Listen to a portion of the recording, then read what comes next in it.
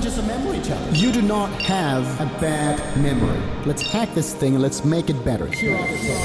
So tip number 1 is to create more complex memories. Do not just say to yourself, oh, this is called ketai, end of story. No, that's just sound.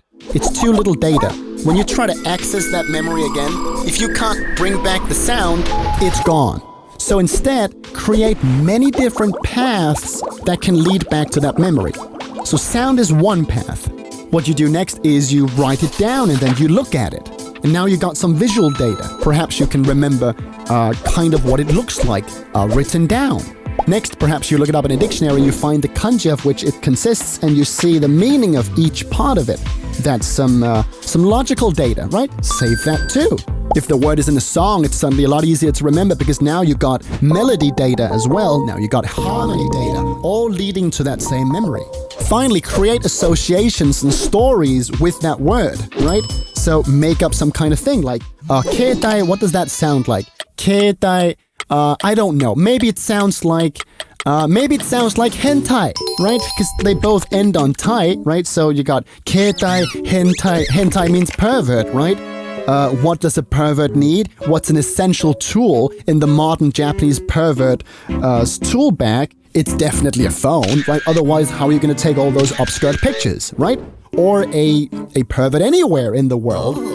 You want to maybe keep your pervy stuff on your phone, so it's with you all the time, right? Those two go hand in hand. They don't really, but make up weird stories like that. Create some associations, different paths that can lead back to that memory. So you go, how do you say phone in Japanese?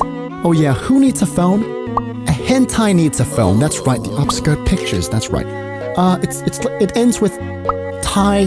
What was the beginning? And maybe you got something else, then you got a song going, oh, Ke, there you go.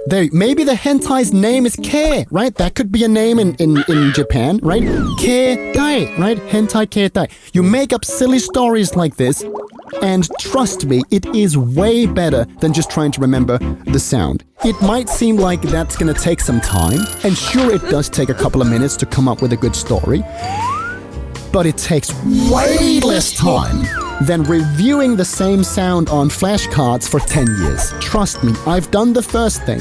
I have tried the second thing now, and I know which one works the best. Please do not waste time like I did. Make up silly stories. And make them silly, by the way. Do make them silly because I don't know why, but the brain seems to like silly things. It likes things that are violent. It likes things that are bizarre, novel, inappropriate, sexual. I don't know why, but people just remember that kind of stuff. You're a person too, so make the stories weird. And you don't have to share your stories with anyone else. After you've used the word a couple of times, you're going to remember it naturally, and then you can just throw the story out.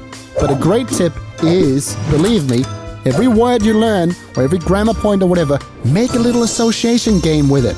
So that's the first memory trick, complex memories. The second trick is all about survival.